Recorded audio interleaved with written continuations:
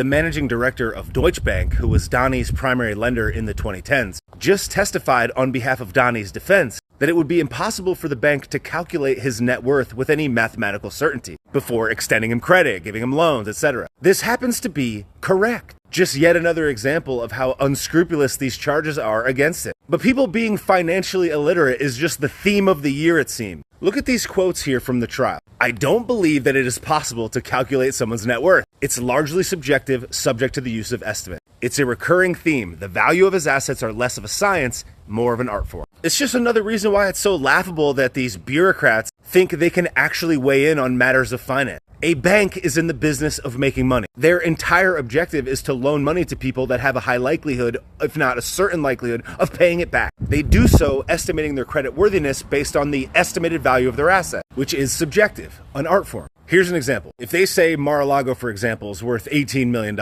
and they're not comparing the value of adjacent or nearby lands that might be smaller, they could say things like, well, because of the zoning regulations and whatever else, it's not the same as a single-family resident. The other side could say, this is a cash-flowing asset. This is a business. One side could say, who would want to live there? This person that's so bad lived there. The other side could say, this has historical and cultural significance. It was the business and residence of a former president. And at the end of it all, Donnie ended up paying all of these loans back. And the bank made money. So who exactly is at fault here? Who exactly is injured as a result of this? The answer is nobody. It's subjective. And either way, the bank made its own decision and won.